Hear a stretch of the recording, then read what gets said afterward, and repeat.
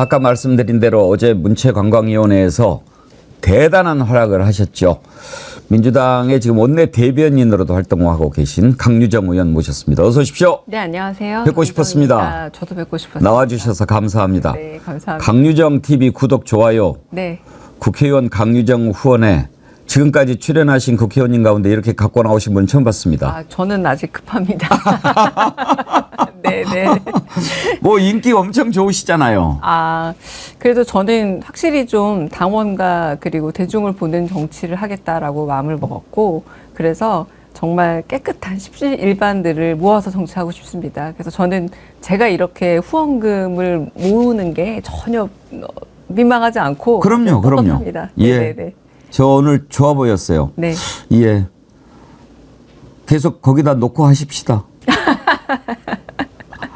감사합니다. 기회를 주셔서. 제가 오늘 뵈면은 좀 네. 여쭤보고 싶었던 네. 게 몇 가지 있는데 네. 어제 그것 전에 그러면 궁금한 걸 먼저 여쭤볼게요. 네. 저도 이렇게 뭐 익숙하지만 또 우리 애청자님들도 그전에 이제 대변인 활동하니까 계속 나왔지만 원래 영화평론가로 또 맞습니다. 출연 많이 하셨잖아요. 네. 정치를 해야겠다는 생각은 언제부터 하셨는지 그게 좀 궁금했어요. 이게 아마 현실 정치인을 말씀하시는 거면 그 비례대표 제의를 받는 순간부터 현실 정치는 고민했고요. 아하. 정치적 사고는 늘 했던 것 같아요. 그러니까 영화를 보더라도 영화로 세상 읽기라는 그 연재집에서 10년 정도 연재를 했는데 10년 넘게 그동안도 고민했던 게 결국은 영화를 통해서 세상을 본다는 건 우리가 말하는 정치적 읽기더라고요. 그리고 세상에 모든 영화들이 1000만 넘는 영화들이 한국만큼 소위 말하는 정치적, 사회적 상상력과 연결된 나라가 드물어요. 가령 파묘만 해도 그렇죠. 반대쪽에서 좌파 영화라고 낙인을 찍었음에도 불구하고 천만이 보는, 결국은 세상에 대해서 불편과 불만 그리고 정의 내지는 공정하지 않다고 느끼는 분들이 많이 계시고, 그런 방면에서 읽다 보니까 그게 정치를 영화로 하는 거였는데 네, 현실 정치, 말 그대로 정치인이라는 설명을 달게 된 계기는 말 그대로 공천을 받으면서부터 예. 네. 그 말씀 들으니까 이해가 될 것도 같고 누가 저한테 너 왜 기자가 돼서 그러면 좀 당황할 것 같기는 합니다만 영화 평론을 쭉 하셨는데 언제부터 영화를 깊이 좀 봐야 되겠다 생각을 하셨나요? 그렇게 늘 봐왔던 것 같아요. 그런데 제가 영화 평론의 세계를, 영화의 세계를 크게 두 개로 잘 나누거든요. 이거는 제가 여기서 오늘 처음 얘기하는 건데 조금 어려운 얘기일 수도 있습니다. 영화를 잘 모르시는 분들한테는. 켄 로치라고 나 다니엘 블레이크 같은 작품을 만든 영국의 감독이 있어요. 그분은 언제나 사회적 소수자와 관련되어 있는 혹은 정치적 문제나 복지 문제, 그 계층적 불평등 이런 것들을 소재로 영화를 만드세요. 그러니까 현실 뉴스에서 보는 사회면 기사 내지는 정치 기사를 영화로 가져오는 감독이죠. 그러니까 저는 정반대에 크리스토퍼 놀란 감독이 있다고 생각해요. 아주 심리학적이고 인문학적인 상상력으로 사람이 꿈을 꿨는데 그 꿈속의 세계가 계속 여러 개 펼쳐지면 어떨까, 뭐 이런 얘기들을 그려내는 사람이잖아요. 근데 저는 양쪽의 고민을 늘 갖고 살았던 것 같아요. 그런데 점점점 제가 나이를 먹고 한국 사회에서 살아가다 보니, 게다가 저한테 굉장히 중요한 체험은 수도권의 중소대학에서 10년 넘게 재직을 했는데 그 친구들이 직장을 가지고 사회생활을 하고 그리고 학교 생활을 하는데 어려움을 돌파해 가는 데 있어서 청춘이나 젊음이라는 용어로 해결되지 않는 사회적인 구조적 모순이 있다는 걸 점점 더 절감하는 세상이 되더라고요. 영화의 얘기도 마찬가지고. 그래서 저는 영화를 정치적으로 읽는 것이라는 게 대단한 게 아니라 내가 느끼는 혹은 내 주변의 사람의 불편을 깊이 있게 들여다보면 그게 전 정치적 읽기라고 생각합니다. 네. 저는 이렇게 논평, 성명 이런 거 발표하실 때 보면 참 딕션도 좋으시고 발음도 정확하시고 간결하게 참 설명을 잘 하신다. 근데 그건 보고 읽는 거니까 그렇다고 치고 오늘 이렇게 인터뷰하면서 듣는데 어떻게 말씀하시는 중에 하나도 이렇게 간투사도 없고 말하면 그대로 다 글이 될 정도로 그렇게 말씀을 잘하십니까? 아유, 감사합니다. 감사한 칭찬이고 뭐 그렇게 되도록 많이 애를 쓰고 있다고도 여겨져요. 네네. 노력해야죠. 맞습니다. 네. 예. 보니까 이렇게 이력을 봤더니 신춘문예에서 영화평론으로 3관왕을 하셨더라고요. 영화평론 하나, 문화평론 2개. 아, 그 두 가지는 문화평론이군요. 네, 그럼 동화가 동화가 영화평론이고 조선하고 경향이 문학평론이고요. 네네. 평론 쪽에 관심을 많이 가지신 거군요. 그렇죠. 그러니까 아마 제가 지금 이런 식의 규정하는 것 혹은 분석하는 것의 힘이 비평적 사고에서 예, 비롯됐다고 예. 생각을 해요. 그래서 제가 막연히 글을 쓰는 사람으로 살고 싶었는데 결국 평론으로 글을 종점을 딱 찾은 이유는 그 말도 무척 매혹적이었어요. 그 크리틱이라는 영어 평론가의 어원이 크라이시스, 위기라는 말하고 같대요. 아, 위기를 느끼는 사람이 비평가다라고 얘기를 하더라고요. 크리티컬이라고도 하니까요. 맞습니다. 네. 그래서 어떤 상황에 있어서 이런 부분에 있어서 중요한 변곡점 이런 것들을 보는 능력이 비평가의 능력이라면 그럼 나는 비평을 해야겠다. 그리고 제가 문학평론을 하려고 했던 이유는 문학이 점점 어려워지면서 사람들이 멀리 하더라고요. 그래서 그럼 어렵다면 조금 쉬운 말로 그리고 사람들이 더 접촉할 수 있는 고급 언어의 저장소로 문학을 좀 전파해야겠다는 생각이 커져서 거기에 매료되었습니다. 네.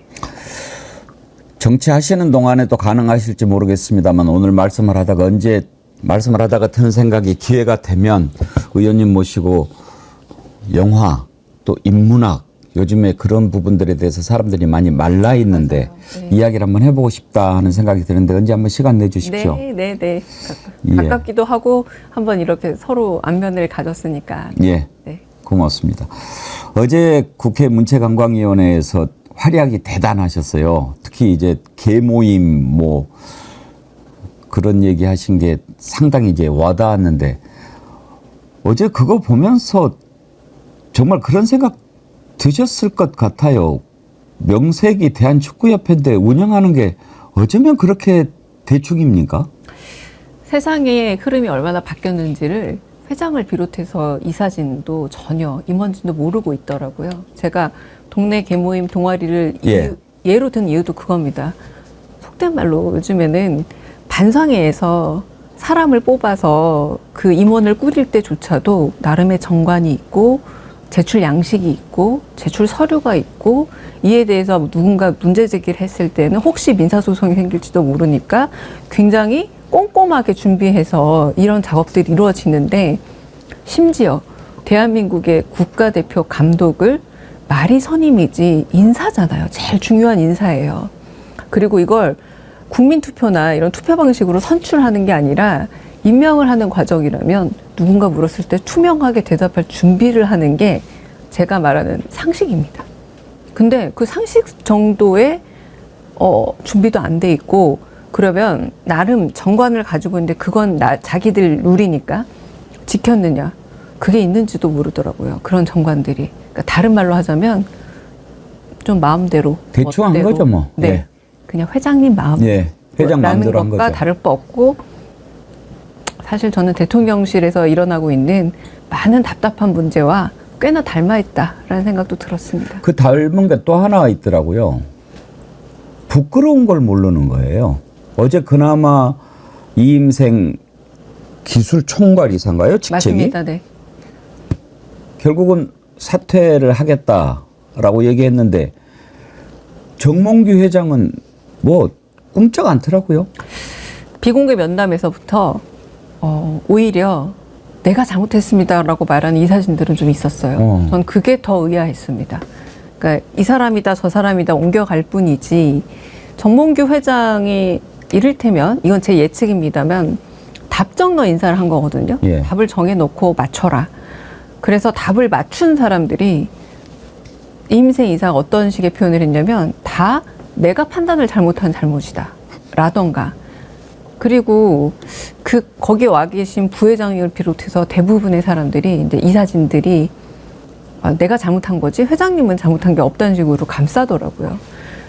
그러나 애당초 이 사진들의 문제였다면 더더욱이나 기록이나 회의록을 통해서 누구의 잘못인지 명확하게 남겼겠죠. 저는 이 잘못을 자처하는 것 자체가 일종의 또 개런티를 쌓는 게 아닌가라는 의심도 하고 있어요. 그리고 어제 그 현안 질의 과정에서 갑자기 사임을 표한 거는 굉장히 무책임한 일이다. 그렇죠. 이 사태에 대해서 정확한 보고 체계를 갖춘 자료를 다시 제출하고 잘못했으면 그리고 뭔가 문제가 있다고 인지하고 인식을 했다면 이 문제를 해결하고 그리고 매듭을 지는 게 정말 책임지는 모습이지 말로 그리고 마지막에 전 그것도 너무 황당했어요. 대한민국 구장의 잔디를 걱정하는 축구인의 마음으로 호소를 하는 건데 효과가 매우 떨어진다는 점에서 설득력도 없다. 이게 누구한테 설득이 되겠나라는 생각이 들면서 좀 전 임생 이사가 아주 좀 안타까웠고요. 혹시 아세요? 어제 게임 도박 사이트 같은 그러니까 장난으로 만드는 일종의 베팅 사이트가 있거든요. 거기서 이임생 이사가 운다 아닌다로 베팅이 있었어요. 아하. 그런 사이트도 있습니까? 네. 근데 장난으로 만드는 일종의 더비 사이트 같은 건데요. 그러니까 이임생 이사가 울 줄 알았다라는 거예요. 사람들의 마음은 뭐냐면 그런 식으로 나 아무것도 안 하겠습니다라고 책임 회피할 걸 이미 축구 팬들은 예상하고 있었다는 겁니다. 그 사람이 그동안에 어떤 행동을 해왔는지 팬들은 잘 아는 거지요. 그렇죠. 어제 그 자리에서 사의를 표명했다고 해서 이제 부끄러움을 안다 좋게 표현을 했지만 일단은 못 견디는 거예요. 그리고 그냥 시키는 대로만 했던 사람의 태도인 거지요. 그 이임생은 그렇게 됐고 이제 현안질의 준비도 하시고 어제 하면서 느끼셨을 것 같아서 여쭤보는데 의원님 보시기에 정몽규 회장은 왜 축구협회장 자리에 그렇게 미련을 갖는 것 같습니까? 여기에는 약간의 자의적 해석이 들어갈 수 있는 인문학적 해석도 있고요. 그리고 좀 더 공적인 해석도 있는데 공적인 해석을 먼저 말씀을 드리자면 사유화라는 말로 정리될 수 있을 듯합니다. 그러니까 축구협회와 정몽규 회장이 하나의 일심동체가 아니거든요. 그럼에도 불구하고 축구협회는 공공의 소유물이고 정몽규는 일단은 축구협회 이전에 개인으로서 우리에게 엄격한 판단을 받아야 되는 대상 중 한 명인데 이건 내가 삼선이나 하는 동안 키워왔고 괄호 열고 현대 일가가 키워왔던 일종의 가문의 소유다. 내지는 개인의 사유물이다라는 생각이 너무 강하기 때문에 한국의 재벌 체계의 문제점이기도 하죠. 운이 좋아서 실력 있고 똑똑한 분이 회장이 되면 아주 뭐 경영 실적이라든지 이런 것들이 좋긴 합니다만 운이 나쁘게 만약에 실력이 없고 함량이 미달인 분이 회장을 맡게 되면 조직이 엉망이 되는 겁니다. 그러니까 속된 말로 스튜어드십으로 운영되어야 될 전문 CEO들이 운영해야 될 대기업이 가끔은 이렇게 운에 따른 개인의 능력 차에 의해서 왔다 갔다 하는 것처럼 축구협회도 그런 지경이 돼 있는 거죠. 그런 부분에서 만약에 정몽규 회장이 내가 좀 이 부분에 결격 사유가 있으므로 이제는 전문 경영인에게 맡기고 후원하는 기업으로 내가 뒤로 물러서겠다. 이런 모습을 보였다면 정말 멋졌겠지만 자기 겁니다. 그러니까 자기와 동일시하고 있는 것이 아닌가. 자기 인생 전체와 동일시하고 있는 것이 아닌가. 이 뒷부분이 이제 인문학적 해석인데요. 예. 그래서 떼놓을 것과 떼놓지 못할 걸 구분하지 못해서 이 지경까지 온 게 아닌가라는 생각이 듭니다. 속된 말로 축구협회장 하면은 뭐가 좋습니까? 뭐 대접을 좀 잘 받습니까? 외국 나가서? 그런 부분도 있죠. 뭐 피파라던가 만약에 클린스만 감독의 그 선임 과정을 물었더니 잘 모른다는 얘기를 변명으로 하더라고요. 하지만 어떤 얘기 했냐면 유소년 축구에 가서 클린스만을 만났다라는 표현에서부터 시작을 했어요. 이게 무슨 말이냐. 정몽규 회장이 평생의 팬이었던 클린스만을 만날 수 있는 기회는 축구협회 회장이었기 때문에 가능한 기회이기도 한 겁니다. 그러니까 그런 부분에서 공과 사회의 구분이 애매해지는 지점도 있고요. 그리고 한편으로는 여러 가지로 개인적인 좀 불명예도 좀 있었잖아요. 그런 불명예들을 회복할 수 있는 그리고 전 국민에게 그래도 인지도 있는 기업인으로 자신을 어필할 수 있는 중요한 계기 중 하나가 축구협회라고 생각을 하는 건 아닐까. 제 생각은 좀 그런 부분도 있습니다. 두 번째 궁금한 거. 왜 그러면 정몽규 회장은 홍명보 감독을 미리 마음속으로 딱 찍어놓고 했을까요? 그건 사실은 정말 추측의 영역이겠죠. 하지만 홍명보 감독을 미리 마음에 정해뒀다, 이게 문제인 겁니다. 예. 네, 왜냐하면 이미 클린스만 감독을 정몽규 회장이 개인적으로 마음에 들어 해서 선임했을 때 축구 팬들을 비롯한 축구 관계자들이 클린스만은 이미 평가가 끝난, 속된 말로 퇴물 축구인이다, 안 된다. 그리고 실력의 문제를 떠나서 성실성의 면과 여러 가지 도덕적 해이까지, 가령 해약금을 가지고 먹튀한 사례가 그전에도 있었단 말이에요. 그래서 여러모로 위험도도 높다, 신뢰도가 매우 낮다라고 그렇게 경고를 했음에도 불구하고 썼고, 그 이후에 심지어는 젊은 선수들, 우리나라 한국 축구의 가장 촉망받는 로얄 세대라고 말하는 이 세대들 사이에 선수들 간의 긴장감까지 발생을 했어요. 그러니까 최소 자원이라고 할 수 있는 선수 자원에까지도 균열이 생겼던 겁니다. 그때서야 그럼 해임을 하고, 또 그 위약금 사태가 어제도 말은 안 했지만 지금 거의 100억 추산이거든요. 그 정도입니까? 네, 그 정도 손해를 미친 데다가 그 이후에가 문제였던 거예요. 자, 그러면 이번엔 제발 축구 팬들, 축구 전문가들이 말하는 객관적 조언을 귀담아 듣고 그 이후에 감독을 선임해라 라고 압박을 가한 거죠. 근데 이번에도 또 한 번 이런 절차적인 과정은 무시하고 그냥 마음속에 홍명보 감독이 있고 그걸 답정로로 맞춰가는 거. 답을 정해놓고 답정홍이죠. 홍으로 가는 과정들을 만들어 가는데, 가장 실망했던 부분은 저를 비롯해서, 그러면 저는 입증할 만한 서류라도 뒤늦게라도 만들 줄 알았어요. 그것도 안 하더라고요. 예. 그러니까 그냥 내가 가지고 있는 축구협회를 내 마음대로 하는데 왜 이렇게 시끄럽게 굴어. 그냥 내가 몇 마디 해줄게. 요 태도였던 거죠. 재벌 회장의 생각인 거죠. 마인드가. 전형적인, 전형적인 모습인 예. 거죠. 네네. 뭐가 문제야? 그러니까 문제가 뭔지를 모르는 거죠. 몰라요. 예. 네, 그게 가장 큰 문제였습니다. 네네. 개인적으로 축구는 좋아하십니까? 네, 좋아합니다. 네. 제가 오늘 강 의원님 오신다고 해서 이렇게 찾아봤더니 매불쇼에선가 부군께서 축구를 아주 좋아하신다고 말씀을 하셨다고. 네, 정말 좋아해서 이제 결혼을 하고 이제 처음으로 저도 누군가랑 한 침대를 쓰면서 자는데 TV가 그때 침대 앞에 있었어요.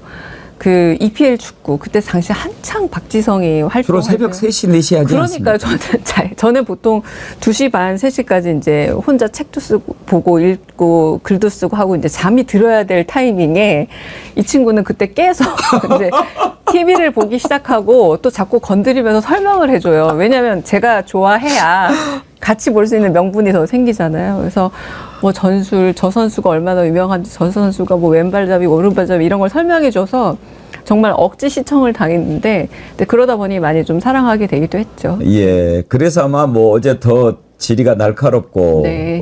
또 내용을 알고 하시고 그랬을 거예요. 대체로 우리들이 우스갯소리로 여성분들은 축구를 잘 안 좋아하니까 군대 이야기, 축구 이야기 이런 거 하면은 싫어한다고 하지 않습니까? 아, 요즘은 야구도 여성 팬들 굉장히 많아졌습니다. 네. 젊은 여성 팬들이 야구장의 분위기를 바꾸고 있는 정말 주력 세력이 되고 있거든요. 네. 제가 아시다시피- 아까도 네. 그런 얘기를 했어요. 야구는 지금 1000만 관중을 넘었지 않습니까? 그런데 축구는 이렇게 수모를 겪고 있는 그 이유가 뭘까? 그래서 저는 아마 공정 때문이 아닌가.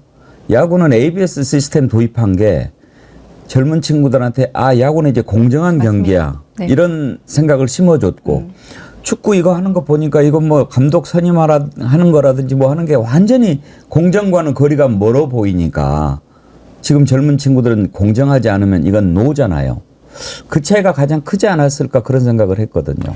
어제 홍명보 감독이 대답하는 과정에서 처음에 왜 이 자리를 거절했느냐라는 질문에 울산 HD 그 팬들과 그리고 선수들이 나의 거취에 대해서 너무 예민하게 반응하고 그리고 그 부분에서 불안해하더라.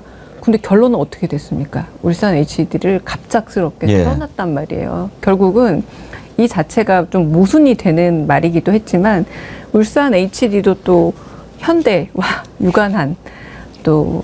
유관하지 않습니까? 여러모로 좀 일테면 고여 있으면 여러 가지 악취가 나게 되어 있고 그러다 보면 이제 공정의 문제에서 굉장히 둔감해질 수밖에 없는데 축구는 지금 여야의 문제가 아니라 넘어가서 과정과 절차의 공정성 이 문제를 계속 사회가 요구하고 있기 때문에 대답을 해야 될 시점이고 변화해야 될 시점은 됐습니다. 네. 축구 얘기는 이 정도로 하죠. 아, 참. 네. 상암구장 잔디가 완전히 망가졌다고 들었습니다. 지난번에 잼버리 망했을 때 그때 막 거기에다가 텐트 치고 맞아요. 그러지 않았어요? 네, 그게 네, 가장 큰 원인이 아닌가 싶은데요. 네. 그 이후에도 우리나라에 제대로 된 규모를 갖춘 대중문화 예술을 할 수 있는 스테디움이라고 할 만한 예. 공연장이 없어요. 그래서 인원이 많은, 그래서 때로는 테일러 스위프트가 한국에 못 오는 이유가 관객 수를 다 소화하지 못해서라고도 잠실에서도 합니다. 안 되나 보죠? 안 되죠. 그 정도보다 더 커야 되는 건데 그래서 그 부분에 있어서 이제 좀 전용 그런 스테디움이 필요하다라는 요구와 함께 제가 조금 관심 있는 분야인데요. 이걸 대중음악이나 대중문화를 소비하는 팬덤과 축구 팬들의 싸움으로 가서는 안 돼요.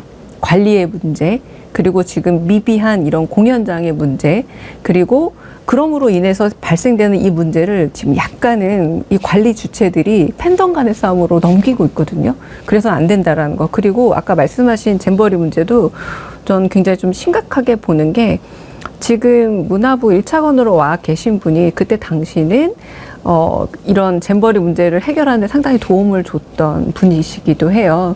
근데 이런 국가 행정에 있어서의 엄청난 오류와 이미지 손실을 K-팝 혹은 한류 스타들을 동원해서 이걸 어떻게든 복원해 보려는 이런 움직임이 너무 많잖아요. 이 정부 들어서. 그래서 이런 흐름들은 분명히 문화예술인들을 계속 뭐 한류다 혹은 뭐 K-웨이브다 뭐 K-팝이다 굉장히 높이 치워주는 것 같지만 오히려 언제든 부를 수 있는 대상으로 보는 아주 멸시의 시선에서 나오는 것이기 때문에 좀 주시해서 봐야 되고 예. 이런 부분에 대해서 좀 더 비판이 있어야 된다고 저는 생각합니다. 잔디 망가진 것은 축구협회가 좀 해결해야 되는 거 아닙니까? 축구협회가 당연히 해결해야 되고 그 부분에 있어서 관리 체계라는 것이 만약에 지금처럼 공연장으로 쓰는 걸 허용할 수밖에 없는 상황이라면 거기에 대한 대비까지도 되어 있어야죠. 그렇죠. 네. 그래서 이번 경기는 뭐 상암에서 못하고 용인에서 한다고 그러더라고요. 네, 맞습니다. 네. 네. 좀 현안에 대해서도 몇 가지 여쭤보고 네. 싶은데 대체로 이제 중요한 현안이 있을 때마다 대변인으로서 논평 발표하고 그렇게 하시잖아요. 그때는 혼자서 작성하십니까? 아니면 누구 뭐 대표나 이렇게 상의를 합니까?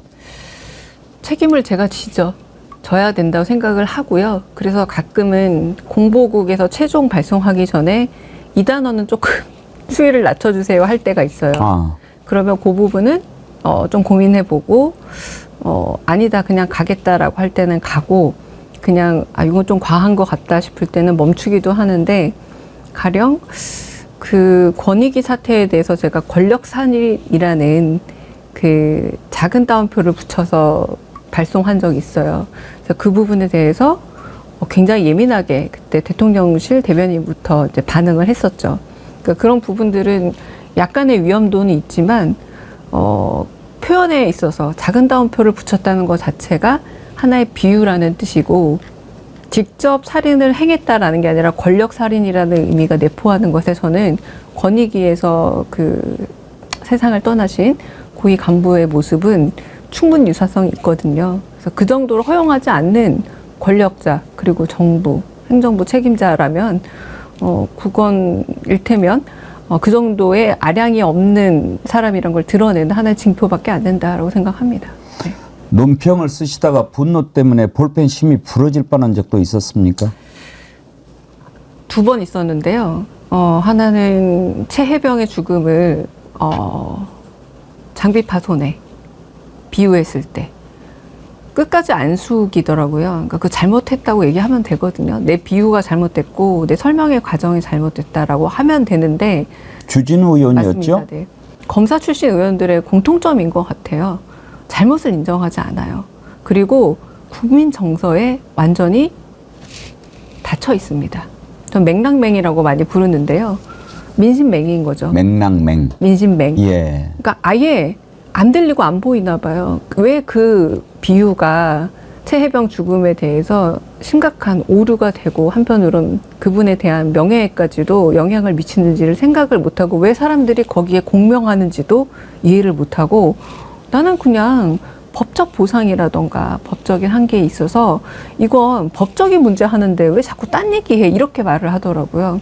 그때 좀 되게 분노를 했습니다. 왜냐하면 정치인이지만 같은 정치인이지만 사람의 마음을 저렇게 못 읽고 외계어를 쓰는 사람들이 점점 많아진다라는 건 이건 대중에게 그리고 말 그대로 선거권을 가진 분들이지만 우리 국민에게 좀 불행한 일이다라는 생각이 들어서 그랬었고요. 또 최근에는 김 여사의 활보를 보면 너무너무 사실 화가 납니다. 그러니까 한번 보란 듯이 아무리 내가 불편한 일을 하고 불법과 가까운 일을 하고 아직은 불법이라 규명은 되지 않았지만 그리고 시민과 국민들이 보기에 해서는 안 되는 일을 하지만 나는 법과 검찰과 남편 대통령의 보호 아래 있어. 그럼 나는 하고 싶은 거 다 할 거야 라는 태도를 약간 과시적으로 보여주는 게 아닌가. 그러니까 사람이 사회생활을 하면 때로는 겸양과 예의라는 게 하고 싶은 대로 하고 싶지만 타인의 눈에 비춰서 나를 조율하는 능력이 예의 아닙니까? 그게 도덕이라 저는 생각해요. 근데 그렇게 마포대교에 순찰을 한다라거나 그리고 해외 그 순방에 꼬박꼬박 따라 나간다라거나 이런 모습들은 기본적으로 예의와 도덕의 상실을 보여주는 게 아닌가라는 생각이 듭니다. 네. 인문학적이나 혹시 평론가적 입장에서 봤을 때 김건희 씨의 정신 세계는 어떤 것 같습니까? 인문학적으로요 매우 흥미롭죠.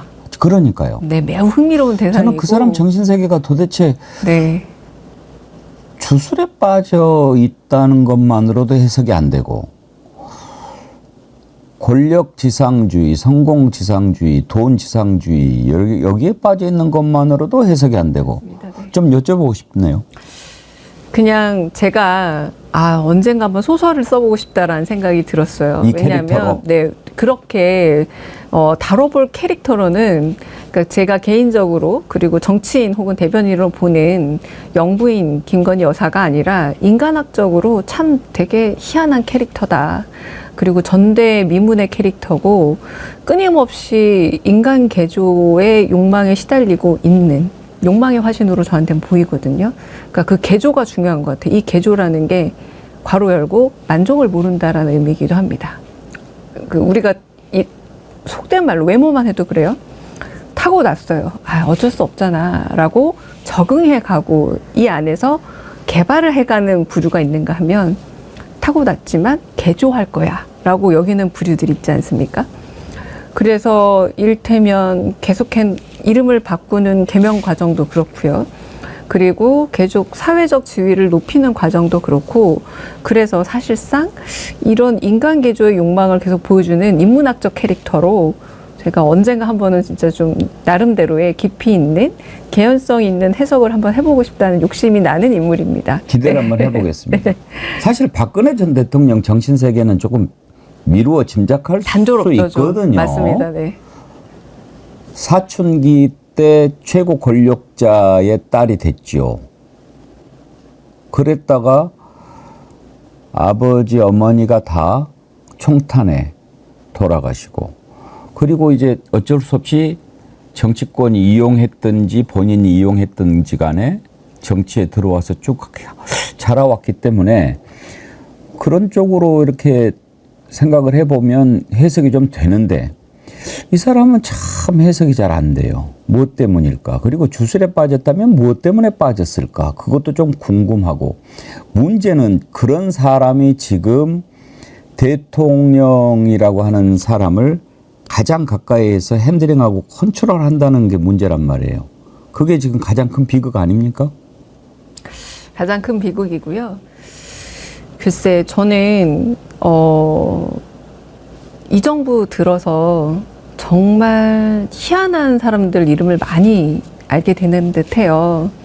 뭐 직접 연관이 있든 없든 간에 뭐 천공이라는 사람도 그렇고 최근에 등장했던 명태균이라는 사람도 그렇고 한편으로는 저는 조금 우리가 지금 하고 있는 행위도 언론 행위지만 조금은 조심해야 되는 게 이번에 명태균 씨가 또 이렇게 나무 심고 있는 2명의 현역 의원 사진을 새벽에 이런 것들을 노출하곤 하잖아요. 그래서 지금처럼 이렇게 소위 말하는 비과학적인 세계에 대해서 사람들이 관심을 많이 갖고 언론도 이걸 다뤄야 하는 상황이 온 건 유사 이래 최초가 아닌가라는 생각이 들긴 합니다.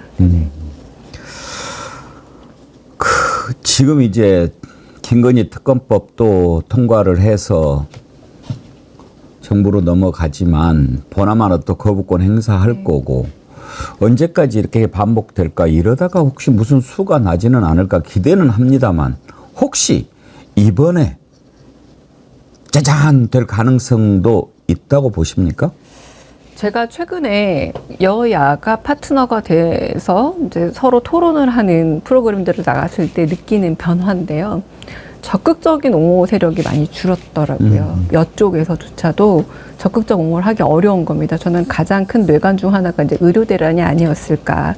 이 부분에 대한 방기는 내버려 둠은 대통령을 어떻게든 감싸기에 지지 세력에 대한 호소력도 떨어지는 문제가 된 거죠.